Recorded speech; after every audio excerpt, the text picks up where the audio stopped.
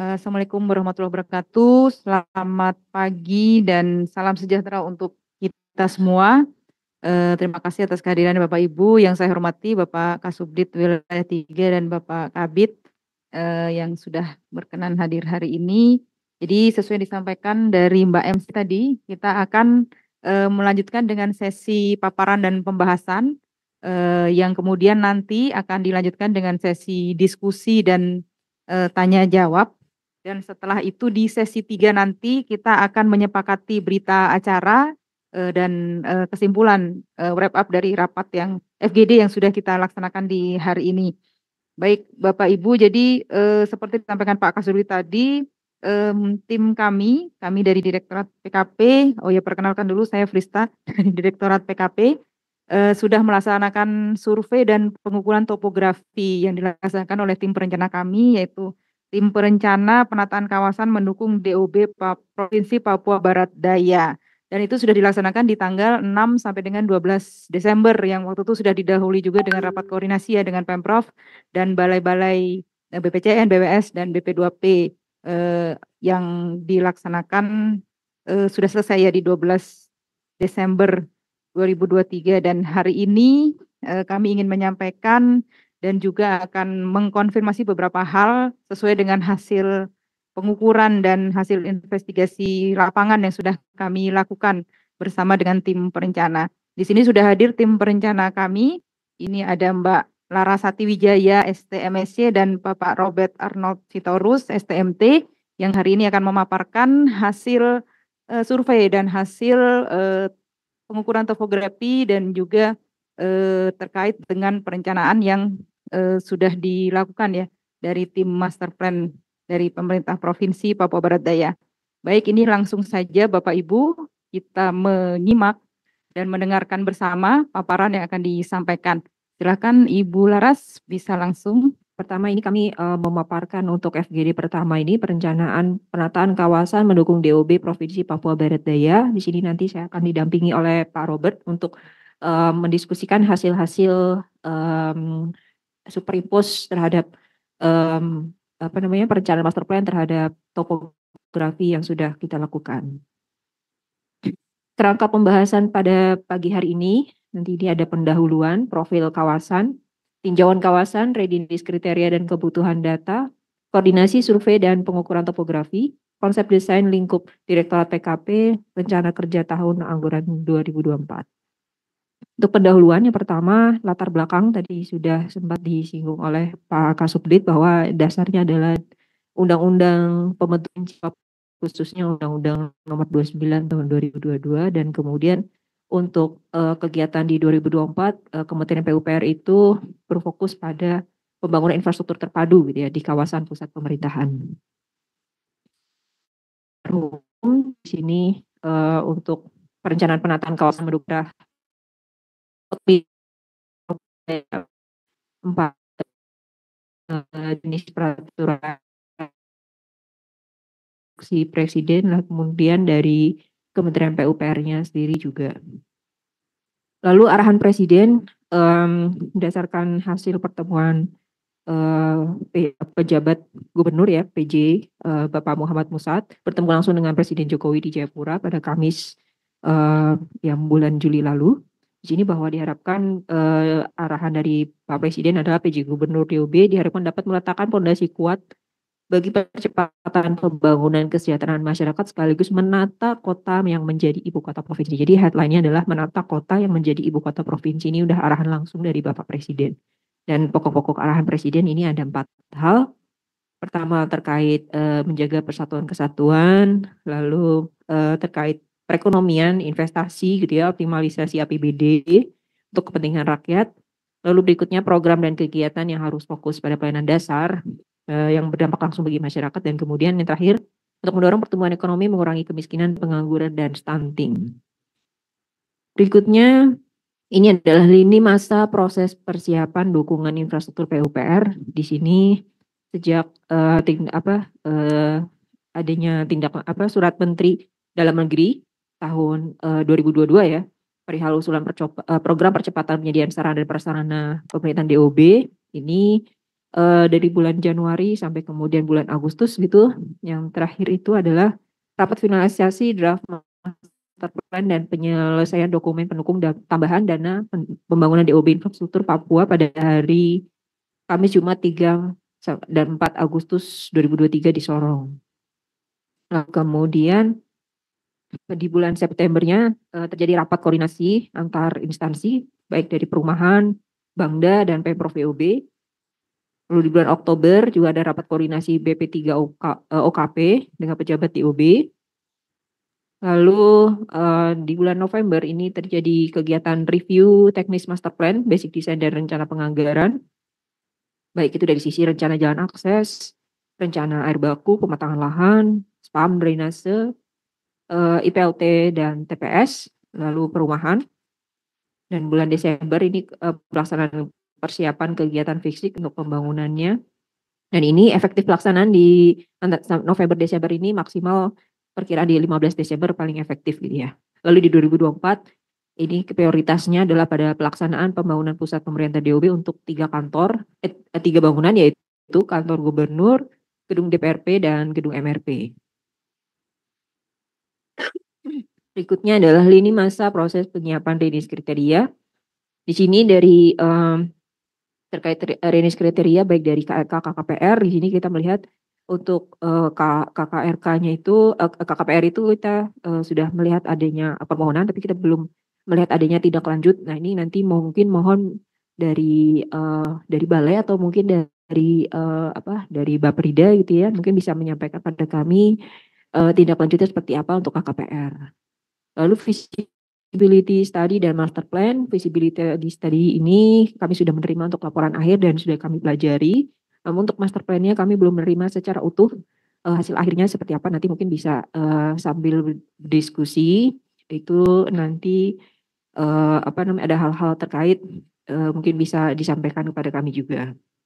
Dokumen AMDAL ini kami juga belum menerima dan di mana tapi andalnya sudah ada gitu ya. Lalu basic design dan kebutuhan anggaran ke basic design ini sesuai dengan kebutuhan anggaran masing-masing bangunan gedung ini belum dan akan dilakukan kemudian. Lalu dokumen prasyarat kesiapan lahan terkait penetapan lokasi dan pembebasan tanah di sini dari tim perencana PKP sudah menerima sertifikat ya, serah terima sertifikat lahan itu dari 55 hektar. Dari 55 hektar itu ada hanya 53 yang bersertifikat.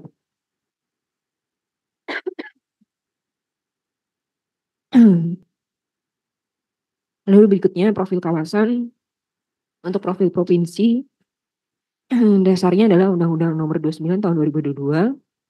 Lalu untuk batas-batas wilayah utara Samudra Pasifik, timur itu di Provinsi Papua Barat, lalu selatan Laut Seram dan Teluk Berau, dan baratnya Laut Halmahera.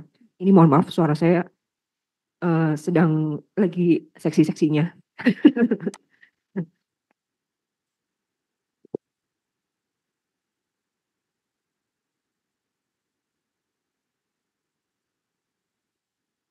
Oke, berikutnya profil kawasan pusat pemerintahan. Untuk aksesibilitas regional Pulau Papua ini kami mengambil dari studi master plan yang sudah dilakukan oleh teman-teman konsultan master plan.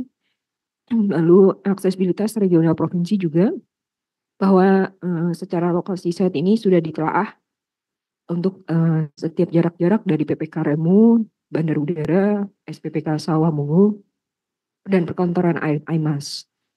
Dan sudah ditelaah juga jarak dan waktu tempuhnya gitu ya untuk masing-masing. Kemudian aksesibilitas regional Pulau Papua terkait mode transportasi udara dan transportasi darat juga sudah dilakukan oleh teman-teman master plan. Dan aksesibilitas makro kawasan juga demikian. Ini mohon maaf saya bukannya sedih ya, tapi emang suaranya begini gitu. Semoga tidak mengganggu dengan substansi yang disampaikan. Lalu kemudian infrastruktur jalan existing ini sudah ditelaah oleh teman-teman master plan. Di sini ada dua sejajar jalan ya, yaitu yang di sisi yang berwarna orange ini adalah kolektor primer Sorong AIMAS gitu. Kemudian yang sisi belakang side itu yang berwarna orange lebih muda, ini Petrochina atau kolektor sekunder. Dan yang untuk jalan kolektor primer ini adalah sudah berupa perkerasan aspal gitu ya.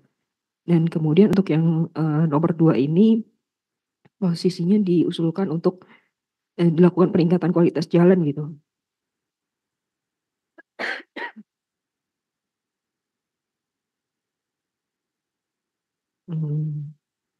Next. Terkait infrastruktur telekomunikasi existing juga sudah dilakukan telaah oleh teman-teman master plan bahwa di sekitar site itu terdapat jaringan bergerak terestrial, stasiun transmisi untuk tower TVRI 1 ya. 1 titik, lalu kemudian 4 titik lainnya ada jaringan bergerak seluler menara BTS gitu. Lalu di sekitar itu terdapat jaringan tetap kabel fiber optik. Lalu untuk infrastruktur listrik existing, di sekitar site itu ada beberapa infrastruktur terkait listrik existing, PLTD Glademak yang paling jauh, kemudian PLTD Klasaban, Gardu Induk Sorong yang paling dekat ini adalah yang melintasi SUTT di kawasan kita gitu ya, di kawasan site kita. Lalu ada PLTG Sumur Gas Klamana dan gardu distribusi di sisi selatannya. Kemudian infrastruktur air bersih existing ini juga hasil telaah dari teman-teman master plan bahwa unit air bakunya berupa intake dari Sungai Remu, jadi Kelurahan Remu Utara, Distrik Sorong, jarak dari intake lokasi itu sekitar 10 kilo. Lalu ditelaah juga bahwa adanya rencana spam regional Sorong dengan unit air baku di Sungai War Samson dan rencana pembangunan bendungan War Samson. Ini mungkin yang lagi digarap oleh teman-teman balai ya Bu ya. Oke, mungkin berikutnya infrastruktur drainase existing. Untuk infrastruktur drainase existing ini lokasi perencanaan berupa lahan terbuka yang memiliki jaringan drainase tersier, lalu air hujan rencananya adalah secara alami diresapkan ke dalam tanah dan mengalir ke sungai dalam kawasan yang dialirkan menuju Sungai Kelamana.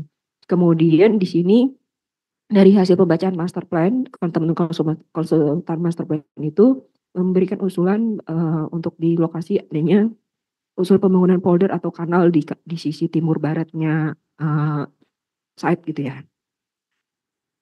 Kemudian infrastruktur persampahan, jarak dari TPA Makbon gitu sekitar 10 kilo dari lokasi perencanaan dan telah dilakukan survei bahwa TPA Makbon ini over capacity gitu. Dan sehingga perlu direncanakan adanya TPA 3R di dalam kawasan untuk mengurangi sampah. Sehingga yang masuk ke TPA itu diharapkan hanya residu sampahnya saja.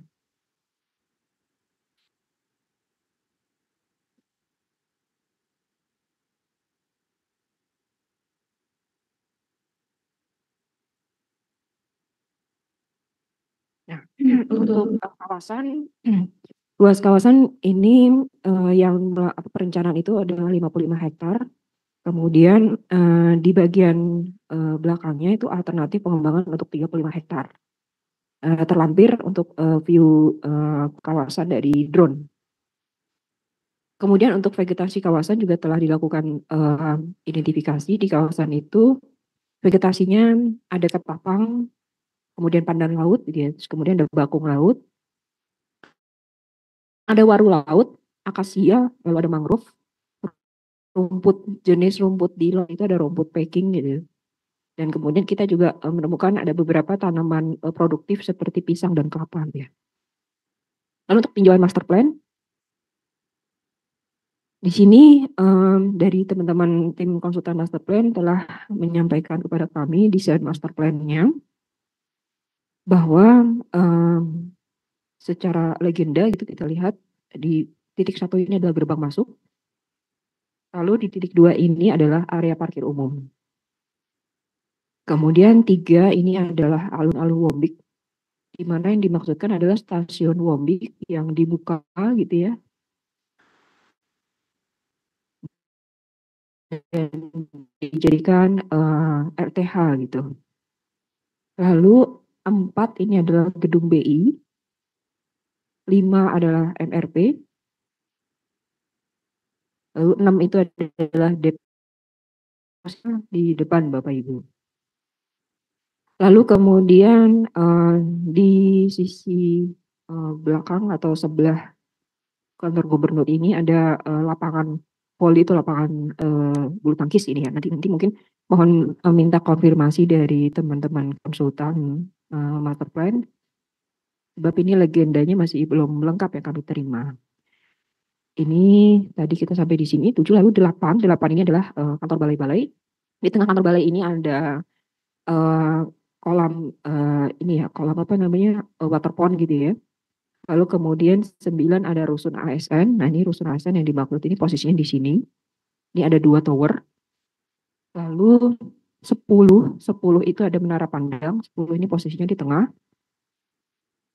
Jadi dari gubernur lurus ke belakang ini nanti kita akan melihat adanya tugu menara pandang itu. Tapi nanti mohon dibantu konfirmasi juga dari teman-teman konsultan master plan yang di antara 10 dan 7 ini ada kolam dan ada bundaran gitu ya.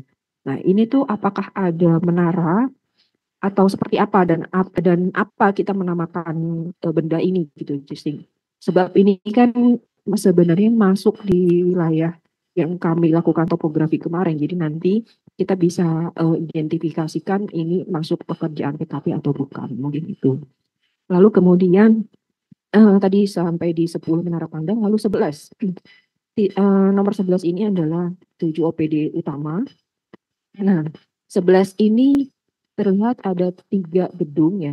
Cuman yang di sebelah di lurusnya menara pandang ini apakah ada gedung atau tidak? Nah, ini minta tolong konfirmasi dari teman-teman konsultan master plan juga.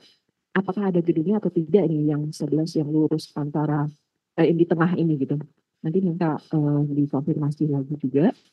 Lalu kemudian nomor 2. Nomor 2 ini terdiri dari beberapa gedung dan itu adalah 28 OPD. 28 OPD.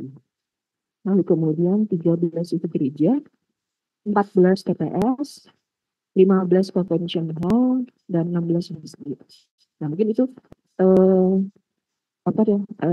hasil pembacaan dari legenda yang untuk desain master plan yang disampaikan kepada kami dan di master plan ini dilalui SUTT gitu ya di tengah ini gitu yang kemudian menyambung ke gardu induk seperti itu. Kita next. Nah, ini tadi secara kawasannya tadi yang sudah disampaikan juga ini secara 3D-nya. Nah, ini lagi-lagi apakah gedung OPD itu hanya 6 atau di sini juga ada gedungnya gitu. Dan ini tuh apa gitu. Nanti mohon dibantu untuk dikonfirmasi ulang kepada kami untuk bisa kita identifikasikan karena nanti terkait dengan sinkronisasi program gitu ya, siapa yang mengerjakan. Lalu kita next untuk topografi dan rencana elevasi ini dari teman-teman konsultan master plan telah menyampaikan posisi kontur awal demikian. Lalu rencana juga ini kurang lebih sama, cuma memang arah konturnya berbeda gitu ya. Cuma dari segi levelingnya yang di bagian tengah ini dia naik 7 meter gitu. Dari semulanya di sini ada sekitar 6 meter. Nanti mungkin mohon dibantu konfirmasi apabila ada pembacaan yang kurang tepat. Lalu berikut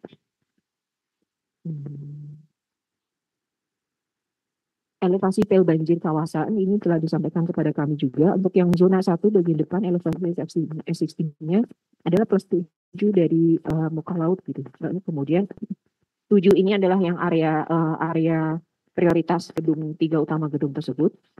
Zona 1 di elevasi 7 mdpl. Lalu di zona 2 elevasi existingnya ini 9 mdpl di area gedung OPD. Lalu kemudian zona 3 juga untuk area gedung kantor OPD ini juga elevasi existingnya 5 mdpl. Lalu yang paling belakang ini ada di 2 mdpl. Dan kemudian kita next untuk rencana land development-nya ini seperti terlampir gitu ya. ada beberapa sudah teridentifikasi luasan-luasan perkafling. Dan ini kita juga perlu konfirmasi. Ini tadi kan di sini ada yang ini adalah OPD representatif. Nah, di sini ada gedungnya nih. Ini jadinya area hijau atau bukan gitu ya. Ini mungkin nanti ada beberapa hal-hal terkait hal mendasar dulu terkait pembacaan master plan ini untuk kita samakan persepsinya dulu gitu. Mungkin itu, terus kemudian kita next. Readiness kriteria dan kebutuhan data. Untuk pertama, status terkini pemenuhan readiness kriteria. Di sini kita dari perencanaan dari tim PKP itu mentelaah bahwa sudah ada berita acara serah terima lokasi yang ditandatangani dari gubernur gitu ya kepada pihak pertama Pak Marsudi selaku Kabalai BPPW.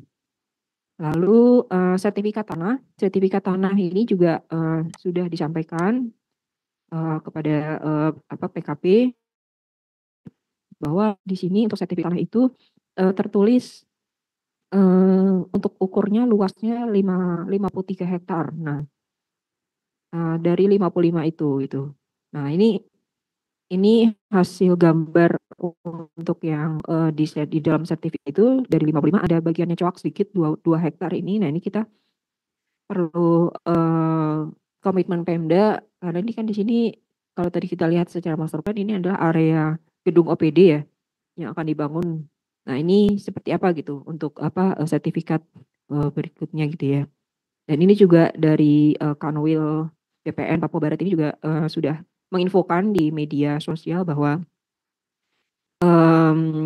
Kepala Kantor Wilayah BPN Provinsi Papua Barat didampingi oleh Kepala Kantor Pertanahan Kota Sorong menyerahkan secara langsung sertifikat hak pakai gitu ya nomor 00015 dengan luas 53 hektar yang diterima langsung oleh PJ Gubernur Provinsi dan Bapak Muhammad Musaid, PJ Gubernur Provinsi Muhammad Musaid dan ini merupakan aset pertama milik Pemprov Papua Barat Daya.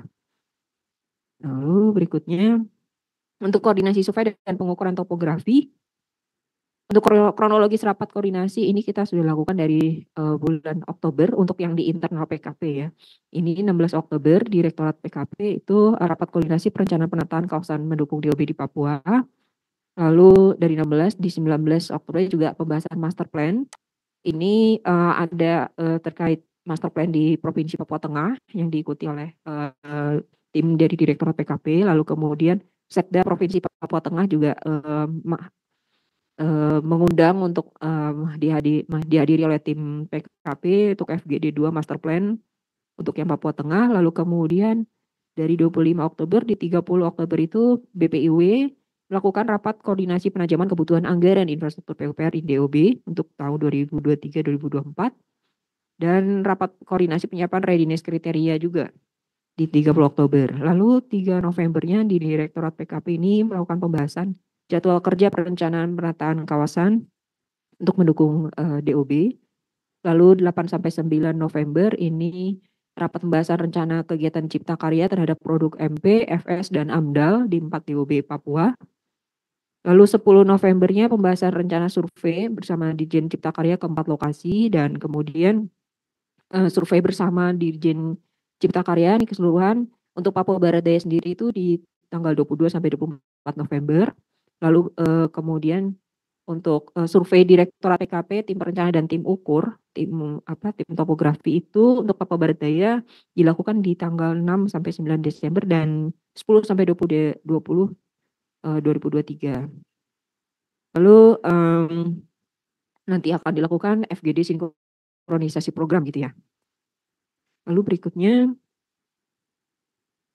survei bersama untuk Dirjen Cipta Karya ini dilaksanakan 20 sampai 24 November lalu itu kami melakukan survei ke lokasi TPA Makbon dan WTP Sungai Warsamson. Lalu kemudian dilakukan juga survei orientasi di lokasi KIPP DOB PPD. Ini juga bersama dengan BPPB waktu itu. Lalu kemudian dilanjutkan dengan rapat koordinasi di Sekretariat Perencanaan DOB. Dihadiri oleh BPPW dan Baperida, lalu dilanjutkan dengan rapat koordinasi dengan Baperida Papua Barat Daya juga untuk mengkonfirmasi master plan gitu ya. Lalu kemudian berikutnya hari keduanya itu survei konsultan PKP ke lokasi KIPP Papua Barat Daya, lalu kemudian dilakukan rapat koordinasi penyiapan paparan di Satker BPJN Sorong, lalu kemudian paparan review master plan bahwa disepakati yang digunakan adalah alternatif kedua gitu ya. Lalu penandatanganan berita acara persetujuan alternatif 2 oleh PJ Gubernur di Hotel Aston Kota Sorong. Lalu kemudian untuk berita acara rapat terlampir, ini yang dengan PJ Gubernur. Lalu berikutnya ini yang koordinasi dengan Bapeda gitu ya. Lalu kemudian survei Direktorat PKP, tim perencana dan tim ukur itu pelaksanaan di 6 sampai 8 Desember ini langsung di lokasi kita melakukan koordinasi dengan BPN gitu terkait mengkonfirmasi posisi patok batas lahan terutama. Lalu kemudian juga melakukan orientasi lapangan didampingi oleh teman-teman dari Balai, lalu dari Bapeda dan BPN gitu ya. Lalu kemudian survei instansional ke Bapeda dan Dinas Cipta Karya juga. Dan ke Satker BWS waktu itu kita sempat mengkonfirmasi terkait adanya pekerjaan menara air dan jaringan air sementara gitu ya untuk mendukung konstruksi di lokasi KIPP. Lalu untuk seterusnya kemudian tim topografi itu melakukan kegiatan pengambilan pengukuran gitu ya sampai 14 Desember. Berikutnya ini adalah berita acara untuk koordinasi bersama dengan Bapak Kabalai waktu itu. Kemudian ini juga berita acara dengan hasil konfirmasi dengan BWS waktu itu, dan bahwa di sini ada Pak dari BWS, nanti mohon ini juga diskusi lagi bahwa waktu itu diinformasikan kepada kami untuk tahun 2023 ada 3 pekerjaan ya Bapak. Itu ada pekerjaan jaringan cuci tangan keliling Stadium Wombik gitu ya untuk diameter 2 inci gitu ya. Kemudian penyediaan solar panel, lalu ke pembangunan tower air dengan sistem modular gitu ya, dengan rangka baja. Lalu untuk 2024 itu BWS akan melakukan pembangunan 7 titik sumur bor gitu ya, berikut dengan instalasinya, namun saat itu belum terinformasikan mengenai koordinat 7 titik sumur bor tersebut secara definitif gitu ya. Nah ini nanti mungkin mohon konfirmasi apakah ini sudah ada progres koordinatnya dari teman-teman BWS atau dari teman-teman master plan mungkin yang sudah memberikan informasi, nanti mungkin mohon diinformasikan pada forum ini juga. Berikutnya untuk kemudian dilakukan pengukuran topografi. Pengukuran topografi ini dari CVJ Gesmoy konsultan. Ini adalah titik-titik yang dilakukan topografinya di lahan 24,113 hektar. Jadi ini pengukuran topografinya sudah keluar hasilnya, gambarnya juga sudah, dan laporannya juga sudah. Sekaligus ini menjadi laporan kami terkait kegiatan yang sudah dilakukan, Bu. Lalu temuan hasil survei dan orientasi lapangan nanti detailnya ini akan dijelaskan oleh Pak Robert, bahwa di beberapa titik ini terdapat bangunan-bangunan yang sudah tidak berpenghuni gitu ya, yaitu seperti kantor Persis Sorong, pos jaga, rumah pengelola stadion, dan ada rumah warga yang tidak permanen. Lalu di lokasi juga ada perencanaan menara air yang posisinya di depan, lalu kemudian juga ada pekerjaan pembuatan tempat cuci tangan gitu ya di bagian depan. Oke, kemudian untuk selanjutnya konsep desain lingkup Direktorat PKP mungkin akan dibantu oleh Pak Robert untuk membantu menjelaskan. Terima kasih. Yap, next langsung aja.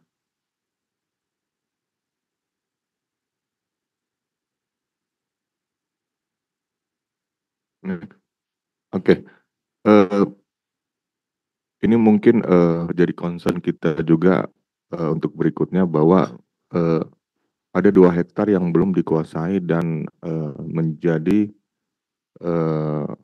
prioritas dari Pemprov supaya master plan ini bisa bekerja gitu 100% gitu. Nah, yang kita khawatirkan adalah kalau lahan 2 hektar ini tidak disegerakan untuk dikuasai, ada kemungkinan master plan akan berubah gitu. Nah, mungkin kami juga butuh konfirmasi dari Pemprov bagaimana proses untuk pengendalian kepemilikan lahan 2 hektar ini gitu.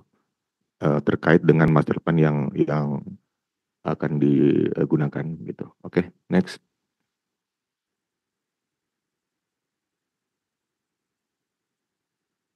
Oke, ini survei yang kita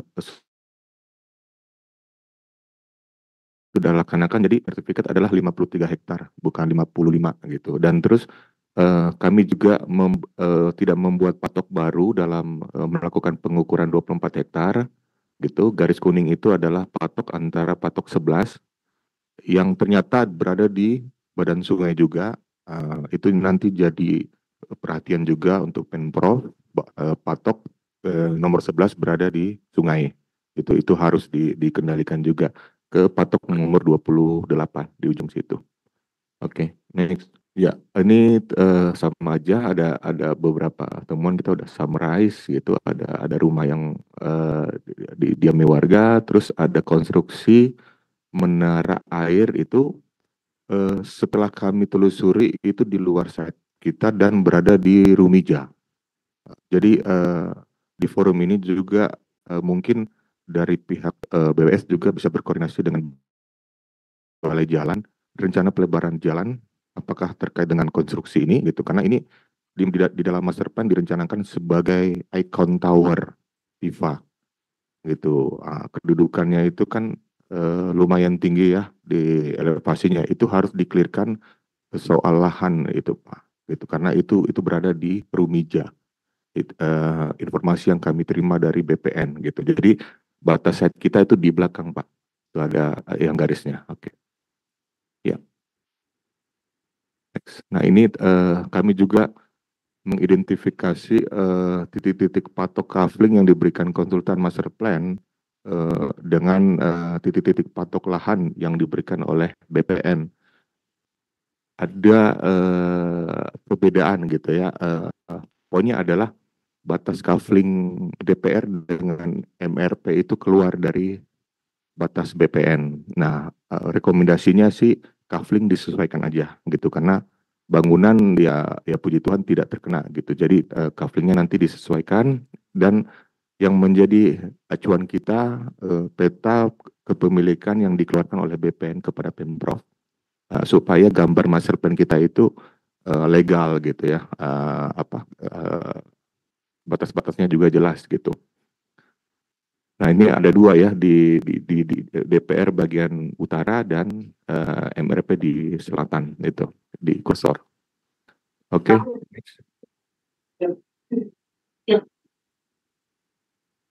Ya ini di zoom aja gitu untuk diketahui patok-patoknya. Patok ini semua kami terima dari BPN.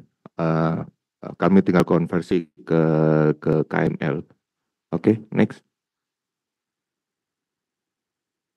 Oke, ini konsep makro dari master plan gitu. Bisa lanjut aja. Oke, next. Nah, ini ada kontur existing dengan kontur rencana, gitu. Oke. Jadi yang kami teliti, yang pertama, ketika option 1 berubah jadi option 2 itu yang kami inventaris adalah kesesuaian master plan terhadap lahan, gitu. Jadi kami ada 2 poin ya, kesesuaian master plan terhadap lahan existing, dan yang kedua adalah prinsip-prinsip urban design yang benar di master plan. Nah, bisa kita lihat di sini ada existing sungai yang warna biru muda gitu. Jadi apakah konsultan master plan menghilangkan sungai yang membelah kawasan itu atau memindahkan gitu, realign gitu. Nah itu harus dikonfirmasi, karena kalau kita nge-trace existingnya, dia bersentuhan dengan 6 bangunan OPD representatif. Dan awal mulanya water ponds diletakkan di situ adalah karena ada aliran sungai. Gitu, kita bisa lihat di sini. Nah, nanti mohon dikonfirmasi aja apakah sungai ini mau dihilangkan, dipindahkan langsung ke kanal bawah sama atas, ataukah mau dipertahankan gitu. Nah, terus yang kemudian yang kedua itu adalah dalam rencana kontur 7 MDPL yang kita bisa lihat di gambar yang di tengah ini, ada 3 rencana ketinggian. Yang menjadi catatan kami adalah jalan itu berada di kontur 8 meter di atas permukaan laut MDPL. Sementara kontur rencana kita itu di 7 meter. Artinya lahan yang paling tertinggi di kita itu berada di 1 meter di bawah jalan. Nah itu menjadi catatan ya, karena ya kebetulan juga ada beberapa tim lokal di sini juga yang tinggal di Sorong juga.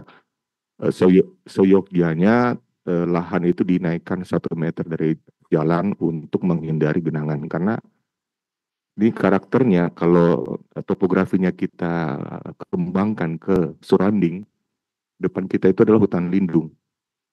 Nah, ketika hujan besar yang kita khawatirkan hanya run off-nya aja. Untuk sementara memang belum gitu, tapi untuk pengendalian di masa depan, ketika lahan-lahannya berubah fungsi, ada perkerasan, perumahan, yang kami hindarkan adalah RTH Wombing ini jadi kubangan gitu, karena dia berada di min 1 meter dari jalan, menurut rencana dari master plan. Nah, rekomendasi kami memang minimal disamakan untuk lahan atau ditinggikan 1 meter bangunan 1 meter dari lahan di angka plus 9 MDPL.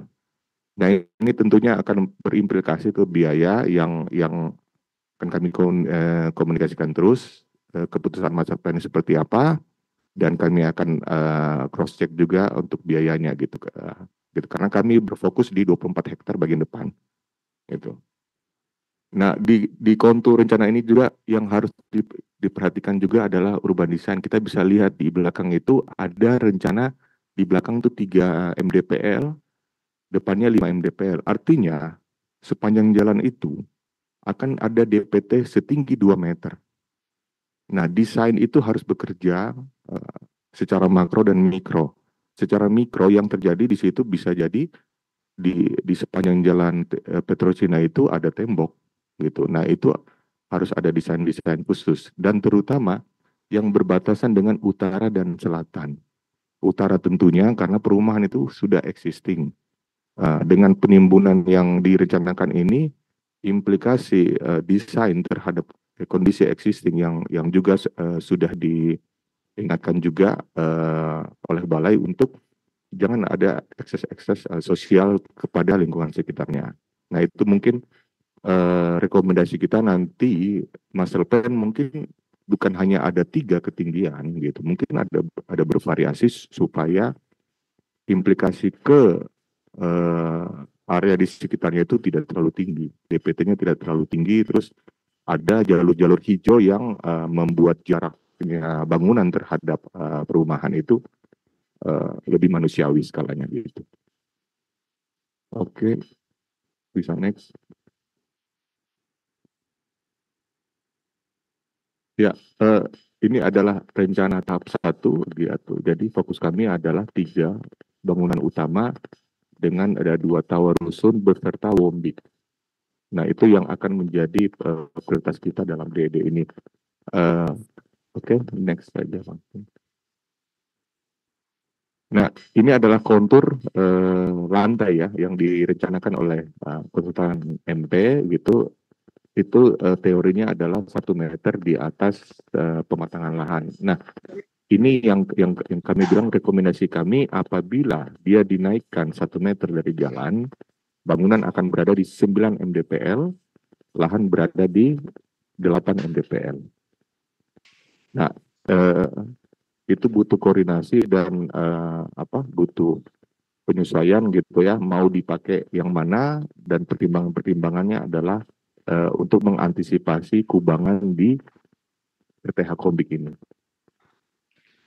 Oke, next. Siap. Untuk berikutnya kami juga masih menemukan ada beberapa area-area negatif ya.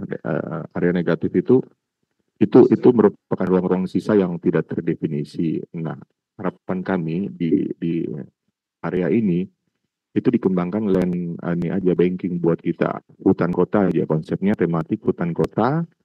Itu suatu saat ketika terjadi optimasi dia bisa dikonversi untuk bangunan-bangunan gitu.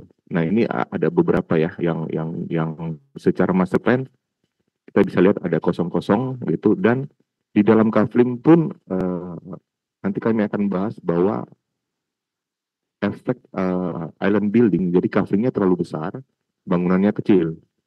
Nah, itu perlu optimasi dalam arti lahannya itu masih besar sebenarnya. Density-nya bisa ditingkatkan gitu dengan optimasi desain. Oke, berikutnya. Siap. Nah, untuk zoning memang sudah jelas ya, ada garis-garis merah yang berbatasan langsung dengan jalan itu adalah kawasan kantor gubernur, ada MRP dengan DPR legislatif. Nah, di belakangnya ada kantor balai, representasi pusat, di tengahnya juga ada 6 ya. Nah, yang dibahas oleh Ibu Laras itu yang sutet di dekat ini itu kami juga perlu klarifikasi karena ada 2 gambar yang berbeda. Yang satu ada bangunan, yang satu tidak ada bangunan. Dan sesuai peraturan harusnya tidak boleh ada bangunan karena dia di SUTT gitu. Nah, kalau dia tidak ada bangunan, jalur hijaunya itu bagus gitu. Aksesnya langsung ke belakang gitu. Stripe. Nah, setelah 6 OPD representatif ini nanti ada pusat perkantoran OPD juga, dan di belakangnya adalah fasilitas-fasilitas sosial gitu ya, keagamaan dan aula yang memang diperuntukkan untuk masyarakat umum juga. Oleh karena itu dia bisa diakses melalui jalan belakang juga. Oke, next.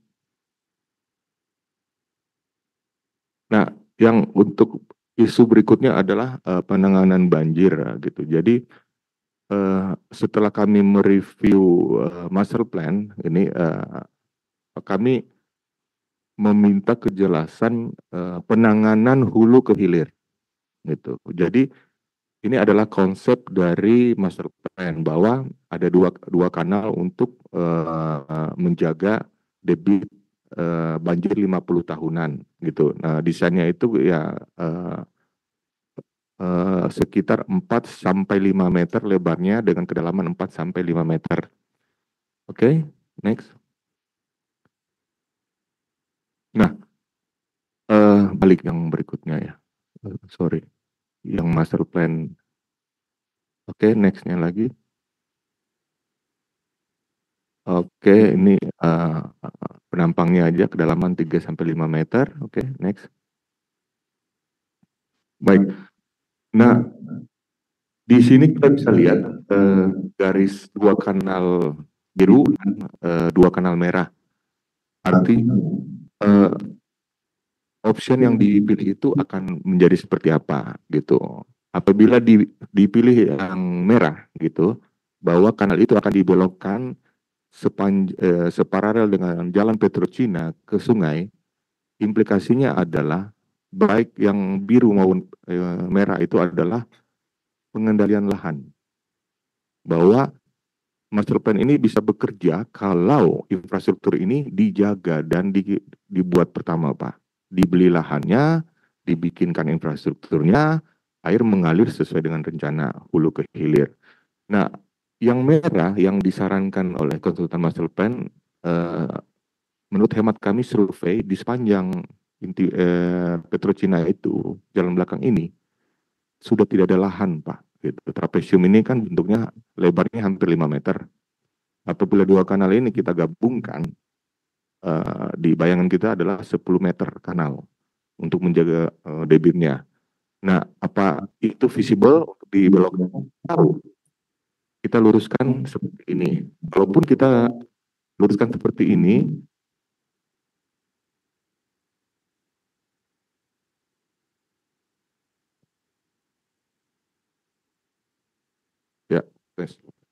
Kami mengusulkan untuk memasukkan ke dalam indikasi program supaya pengendalian banjir di KIPP PBD ini bisa bekerja. Oke, next.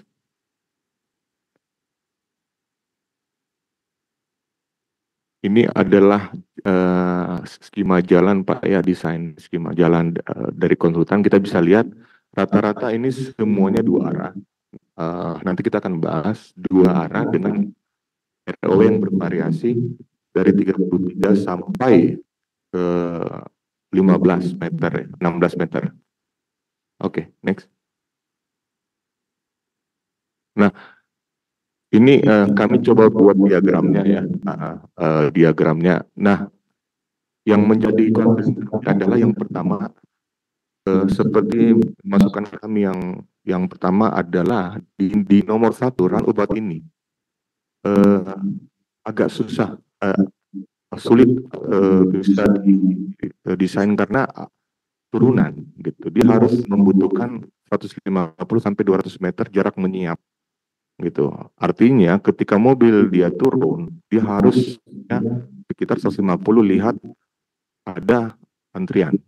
Nah, kalau kita paksakan di situ, bisa dipastikan ya kalau ada antrian rombongan tiba-tiba turunan kaget dan bisa jadi kecelakaan. Nah, yang kami usulkan adalah memang akses diturunkan ke bawah sedekat mungkin dengan bangunan Bank Indonesia di pojok. Tentunya dengan mempertimbangkan rencana kecepatan dan jembatan di bawah juga gitu. Yang pasti yang nomor 1 ini agak berbahaya gitu ya untuk dilanjutkan gitu. Nah, terus ada nomor 3 juga, ada jalan di antara sport facility dengan rusun yang kami bilang sebenarnya nggak usah gitu. Jadi jalan itu justru mengkompartasi antara fasilitas sport dengan rusun. Jadi bisa dihilangkan, menghemat biaya, terus bisa menyatukan antara fasum dengan rusunnya. Dan yang berikutnya itu jalan yang didesain kami rekomendasikan juga untuk memikirkan sirkulasi gitu. Nanti di sistem persampahan kita bisa lihat semua kontainer diletakkan di depan jalan utama karena tidak didesain untuk jalan servis gitu. Nah, jalan-jalan servis ini bisa kita lihat di yang nomor 2 ini ya, belakang bangunan biasanya untuk servis, untuk pengangkutan sampah gitu. Dan kami juga butuh klarifikasi di bagian OPD ini ada sebenarnya ada offset garis tapi tidak didefinisikan sebagai jalan. Nah, itu berpotensi untuk dikembangkan sebagai jalan servis gitu untuk pengangkatan sampah dan lain-lain gitu. Nah, yang menjadi concern kami juga adalah ROW. Nah, di depan itu kita bisa lihat ada 33 meter ROW yang bertemu langsung dengan ROW 18 meter. Nah, itu menurut hemat kami itu traffic engineer juga itu rentan konflik ya. Titik-titik konflik, ada efek bottleneck gitu. Dan nanti bisa disimulasikan titik-titik konfliknya ketika 4 lane menjadi 8 lane menjadi 4 lane itu berbahaya. Dan concern kami adalah RTH Wombik ini harusnya tidak diperlukan untuk ROW sebesar itu. Dan parkir yang direncanakan ada di RTH Wombik, saran kami adalah dihilangkan semua dan digabungkan di parsel-parsel atau kafling-kafling di bangunan sekitarnya gitu. Nah, ini yang akan kami bahas juga bahwa road hierarkinya itu agak, maksudnya bukan seperti pohon ya, ada batang yang besar, terus ada ranting-rantingnya mengecil-mengecil. Ini ada jalan loop ROW 33 meter tiba-tiba mengecil sampai ke belakang. Nah, itu yang menjadi concern kami juga, yang butuh untuk diskusi. Oke, next. Nah, ini ada beberapa kesimpulan. Jadi yang pertama itu ya batas coupling, DPRP dan MRP gitu ya. Keluar batas lahan dari BPN. Rekomendasi kami disesuaikan aja dengan batas dari BPN. kafling kantor gubernur masuk ke setengah Stadion Wombik. Nah, ini kami ingatkan kembali ketika option 1 berubah jadi option 2 itu ada sebuah pertaruhan soal historical value gitu. Jadi masukan dari kami adalah mempertahankan footprint dari lapangan Wombik, hanya lapangan bukan tribun gitu. Jadi nanti kita bisa lihat di presiden yang kami akan berikan bahwa di garis-garis batas lapangan Wombik itu bisa kita bikin perkerasan yang berbeda materialnya supaya menunjukkan bahwa lapangan itu dulu pernah ada dan sekarang masih ada. Nah, itulah yang menjadi strategi Pak PJ untuk mengakomodir gitu keinginan-keinginan para pecinta bola bahwa lapangan Wombik masih ada gitu dan implikasinya memang ya kita harus pertahankan gitu, footprintnya hanya lapangan bukan tribun gitu. Terus water pond seperti yang kita lihat tadi yang ada 2 strip itu dia berdekatan dengan topografi yang paling tinggi. Nah, harapan kami adalah visibility-nya aja untuk dijelaskan bahwa biasanya kita taruh water pond itu di tempat yang paling rendah untuk parkir air gitu.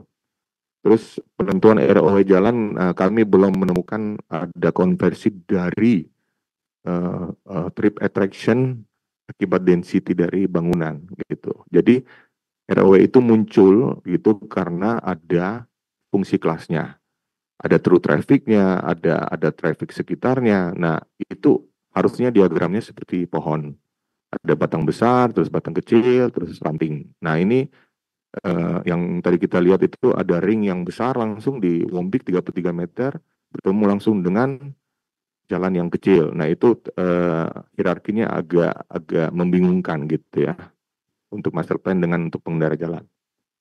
Terus ada 2 hektar yang perlu segera dikendalikan agar master plan ini bisa terjadi sempurna. Oke, next. Siap.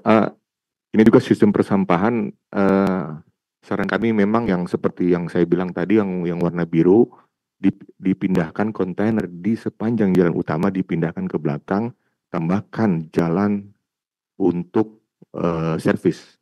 Itu nggak usah besar-besar, ROW-nya 8 meter, udah 6, udah itu hanya untuk backup untuk mobil-mobil sampah gitu, untuk mobil-mobil servis semua. Tangki air misalnya pompa rusak, nah dia lewat di situ gitu. Ya, next. Nah ini untuk desain trotoar juga yang kami belum temukan adalah prinsip urban design untuk makro kawasan.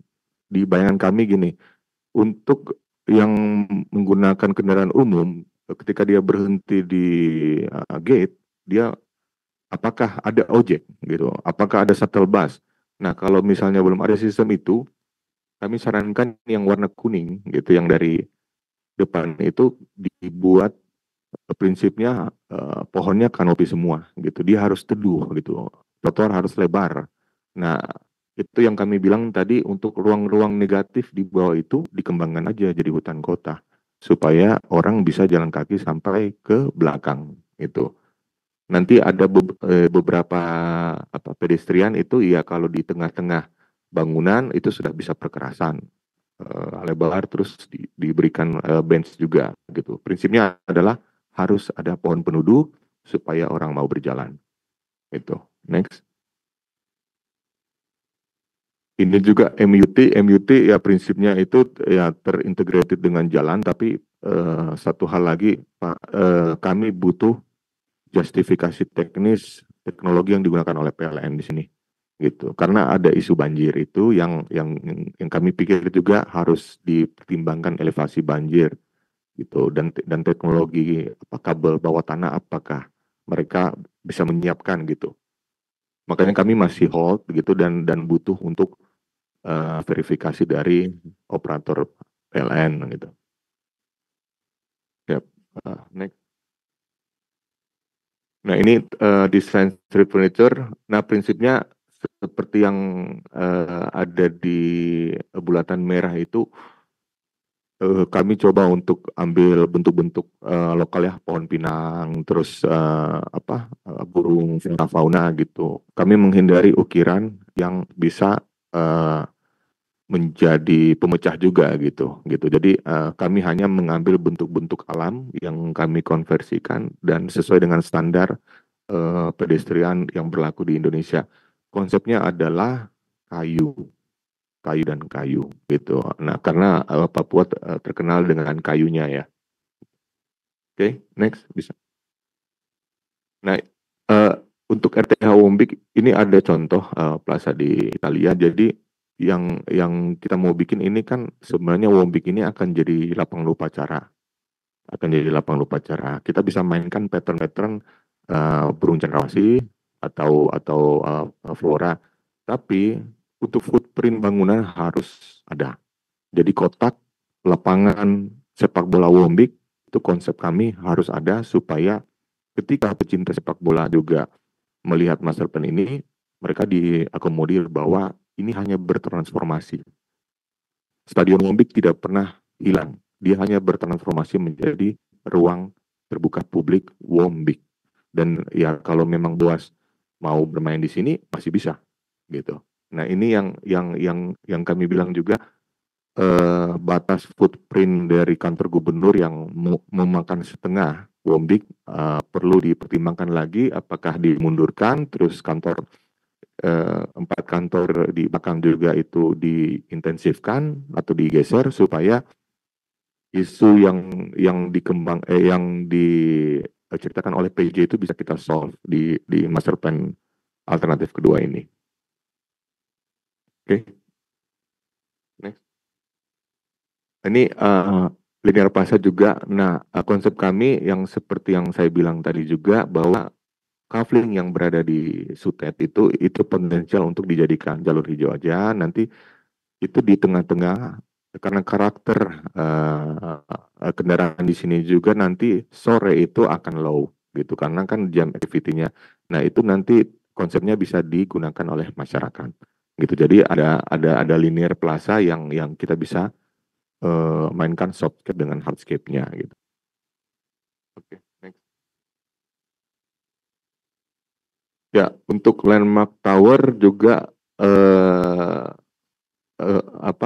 sudah ada desain beberapa. Nah, kami cuma memberikan rekomendasi untuk melakukan boring gitu, khususnya untuk tower air di depan. Karena ini bebannya kan untuk satu kawasan ya, 7 sumur untuk disuplai ke satu titik gitu. Nah, harapan kami dilakukan pertama legal lahannya gitu, karena ini akan jadi landmark.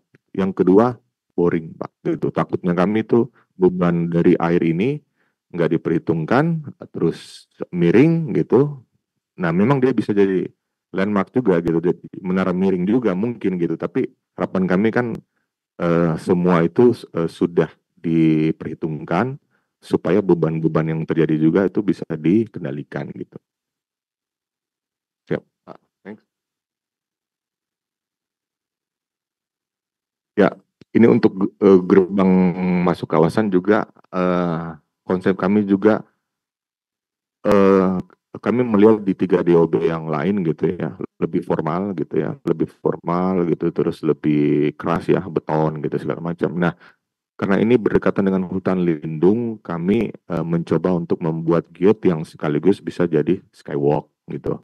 Jadi pengunjung kan konsepnya RTH Wombik ini akan jadi ruang publik ketika sore hari menjelang malam. Jadi skywalk ini bisa menjadi gate yang pertama, terus bisa menjadi ikon untuk masyarakat berfoto-foto gitu ya, seperti di Jakarta gitu ya. Nah, konsep ini memang masih konsep yang kami juga butuh diskusi juga dengan tim master plan. Oke, next. Ya, ini titik koordinat bangunan, prinsipnya sudah ada, tinggal kami adjust couplingnya juga ya, BPN ya, sesuai dengan titik patok BPN. Ya. Next. Nah, isu berikutnya adalah rencana coupling, Pak. Jadi di coupling ini harapan kami sih sudah ada urban design guidelines. ada bangunan footprint, building height-nya ada, BCR-nya ada, FR-nya ada, inlet outlet manusia dan kendaraan supaya tidak konflik. Lokasi parking di mana, terus RTH untuk kafling di mana. RTH sesuai dengan aturan itu 20 plus 10.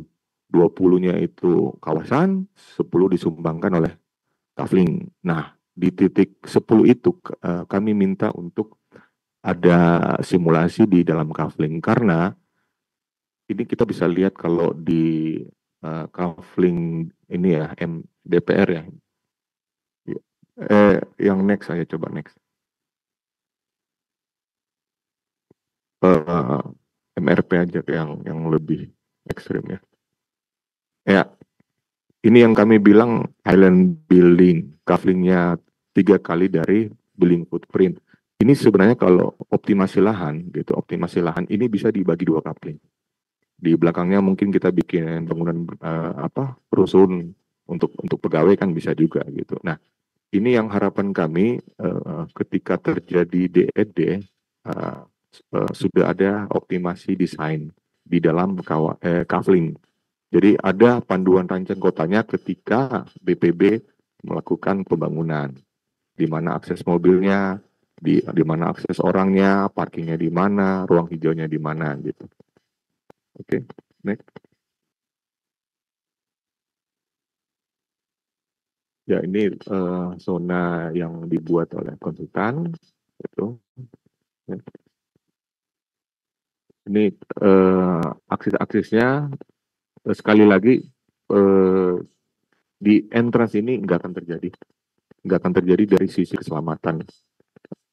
Nah, itu perlu dipertimbangkan supaya desain entrance itu digeser ke arah pembangunan BI yang di samping kanan kiri ini gitu.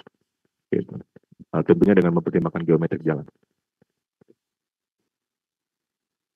Ini image-nya untuk menara reservoir air dan tugu pandang di tengah.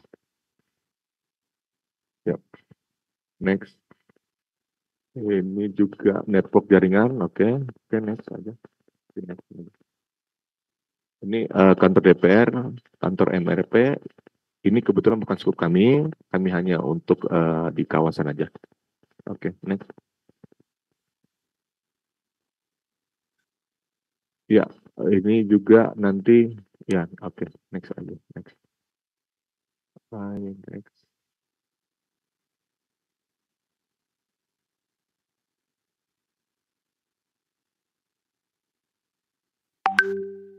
Oke, next. Karena kebetulan kami enggak scope kami bukan di bangunan, jadi kami next kan aja. Oke, bisa next aja. Oke, ini sirkulasi kawasan siap. Oke, next aja, next. Drainase, ya prinsip-prinsipnya sudah kami kasihkan tadi ya, bahwa kanal itu harus hulu ke hilir diselesaikan. Oke, next.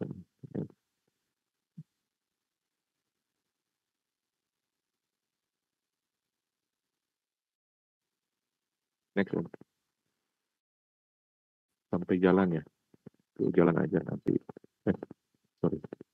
Baik, balik coba, balik ke jalan. Back. Bisa.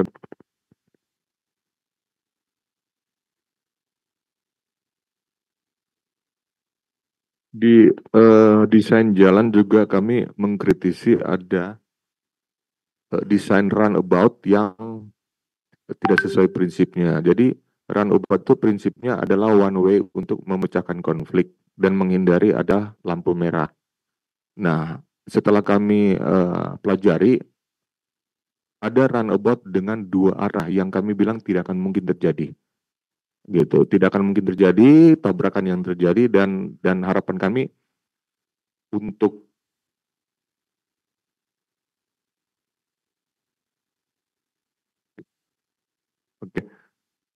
saya pinjam ini aja ya, gambar master plan-nya. Nah, ini aja gitu. Jadi kita bisa lihat itu ada 6 runabout.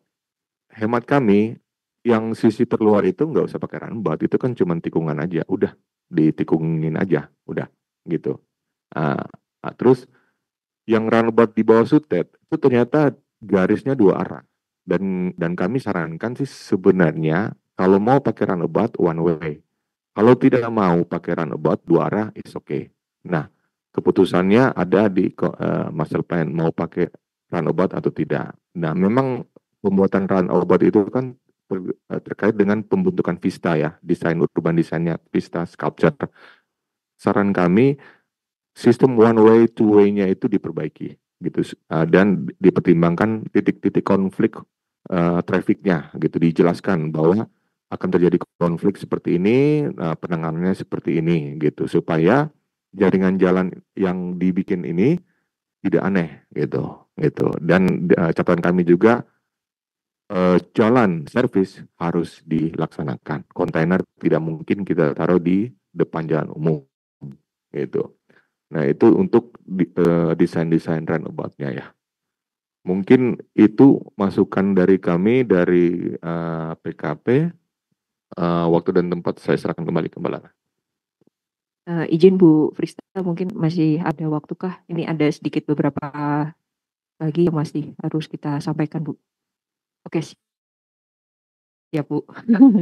Baik, ini pada dasarnya tadi sudah disampaikan oleh Pak Robert perihal masukan-masukan terkait urban design untuk kepada konsultan master plan. Mungkin semoga bisa menjadi catatan kita juga gitu kan. Terus ini untuk beberapa seperti tadi juga ada sistem listrik kawasan, ini di sini kita menelaah dari konsultan master plan itu adanya gardu listrik gitu ya. Gardu listrik posisinya di sini ini apakah sudah definitif apa belum, kita perlu klarifikasi juga ini apakah benar mau posisinya di sini gitu ya, di antara bangunan-bangunan ini, atau memang di area yang tadi yang sudah direkomendasikan oleh kami ada area kosong yang kemudian bisa dioptimalkan untuk menjadi tempat utilitas gitu ya. Gardu listrik mungkin bisa agak di sebelah belakang lagi gitu. Kemudian juga dari konsultan master plan kami juga sudah menerima gambar skematik utilitas gedung kantor gubernur untuk distribusi air bersih, air kotor, apar kebakaran dan distribusi listrik, kemudian pendeteksi kebakaran, kemudian untuk kantor OPD juga sudah, lalu rencana anggaran biaya untuk kawasan perkantoran PBD ini di tahap 1 gitu ya, sudah teridentifikasi sampai kepada tahap 5 tahap gitu. Dan yang mungkin nanti kita perlu telah kemudian pertahapannya ini. Jadi di tahap 1 untuk pematangan lahan area kawasan perkantoran PBD 55 hektar galian, pematangan lahan galian dan urukan gitu ya, galian terpisah dan urukan juga tersendiri. Lalu pembangunan jalan kawasan perkantoran PBD, lalu pembangunan gedung kantor gubernur, lalu pembangunan kanal dan saluran drainase. Jadi kanal itu sudah masuk juga di tahap 1 ini. Lalu kemudian pembangunan jaringan air bersih kawasan perkantoran, lalu pembangunan rusun mes ASN gitu. Untuk kanal sendiri ini kita lihat ini ada sekitar 168 miliar ya dia. Oke. 168 miliar gitu. Nah, ini nanti mungkin bisa jadi catatan kita bersama Bu Frista untuk terkait rencana anggaran dan di tahap 1 ini. Lalu kemudian di sini kami juga menyampaikan timeline pekerjaan kami gitu ya untuk di 2023 ini terkait survei dan pengukuran awal, koordinasi dengan pemerintah daerah di bulan 11-12, lalu pelaksanaan FGD, finalisasi perencanaan secara substansi yaitu konsep desain kawasan, lingkup pekerjaan, estimasi biaya, rencana kerja di TA di tahun anggaran 2024. Lalu RPIP KIPP DUB di tahun anggaran 2024 yaitu penyusunan site plan, finalisasi desain kawasan, dokumen teknis DED, RAB dan RKAS itu rencananya sampai dengan bulan ke-6. Tadi ada arahan dari Pak Kasubdit itu sebaiknya bulan April sudah bisa keluar gitu ya. Mungkin nanti bisa kita diskusikan bersama. Lalu kemudian penyiapan dokumen lelang, itu proses lelang ada di bulan 7 tahun 2024, lalu pelaksanaan fisik pada lingkup pekerjaan dan delineasi yang disepakati itu di bulan 7 sampai kemudian bulan 4 di tahun 2025. Lalu kemudian ini hal-hal yang perlu pertimbangkan adalah kesiapan lahan, clean and clear, dan lahan development oleh Pemda, sumber pembiayaan yang dapat dilakukan secara multi years. Dan itu tadi kalau memang di tahap 1 kita di luas 24, mungkin untuk yang komitmen dengan Pemda yang terkait 2 hektar itu mungkin bisa sambil berjalan juga gitu. Jadi tidak mungkin bisa sambil tidak dipaksaan di tahun pertama, tapi mungkin bisa sambil berproses gitu ya. Karena yang di tahap pertama itu sifatnya sudah clear. Lalu kemudian ruang lingkup dan jadwal perencanaan bidang PKP untuk tahun 2024. Di sini kami asumsikan atau kami rencanakan di 6 bulan. Di bulan pertama itu ada 3 kegiatan, persiapan tim swakelola dan mobilisasi personil, lalu kick off, meeting, lalu rencana dan jadwal pelaksanaan kegiatan. Lalu kemudian di 2 bulan kedua berikutnya adalah tinjauan dan analisis data lokasi, lalu berikutnya pengukuran lanjutan di lapangan terkait pengukuran secara ya gitu, baik mungkin nanti ada sondir jika ada yang perlu dilakukan sondir ulang atau mungkin boring yang memang harus diperlukan boring. Kemudian pembahasan laporan pendahuluan di akhir bulan pertama, lalu penajaman konsep di penajaman konsep tahun anggaran 2024 ini harusnya di bulan kedua itu, lalu penyusunan site plan development dan penataan kawasan di 4 bulan berikutnya, 4 minggu berikutnya, lalu pengembangan rancangan land development, pengembangan rancangan penataan kawasan, perhitungan rancangan struktur jalan dan elemen desain, perhitungan dan rancangan MEP kawasan. Lalu berikutnya itu adalah penyiapan animasi 3D rancangan, masuk di akhir bulan kedua hingga minggu ketiga bulan ketiga. Lalu penyusunan indikasi program 5 tahunan di akhir bulan kedua hingga awal bulan ketiga. Lalu pendetailan program prioritas tahun pertama pada 2 minggu di bulan ketiga. Lalu pembahasan laporan antara di akhir bulan ketiga. Lalu penyusunan gambar DED ini berlangsung di bulan keempat selama 1 bulan full. Baik itu dari land development, cut and fill dan pematangan lahan, jalan kawasan, trotoar dan MUT, street furniture, alun-alun dan RTH, gerbang dan sculpture. Dan MEP kawasan, satu lagi penyusunan RAB. Itu dilakukan setelah sambil berparalel, kemudian untuk finalisasi juga sambil di bulan kelima. Penyusunan RKS, lalu pembahasan laporan akhir itu ada di akhir bulan kelima. Finalisasi gambar DED, RAB, RKS di bulan ke-6, 1 bulan full. Finalisasi laporan personil dan penyerahan produk akhir kegiatan. Nanti apabila ada arahan lebih lanjut terkait di bulan keempat kita harus optimalkan gitu, nanti kita akan melakukan penyesuaian lagi.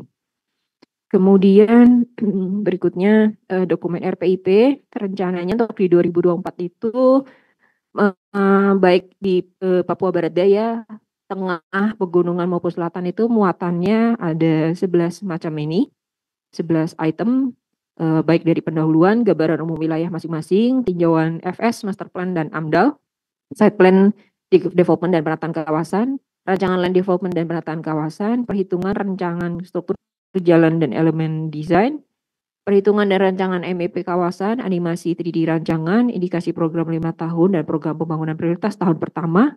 Lalu yang ke-10 adalah gambar DED-nya dan terakhir adalah RAB RKS. Lalu untuk kebutuhan personil untuk tahun anggaran 2024 ini terdiri dua item dari tenaga ahli meliputi tenaga ahli arsitektur perancangan, ahli perancangan kawasan, ahli arsitektur, infrastruktur, MEP, estimator, dan kemudian tenaga subprofesional pendukung tenaga ahli.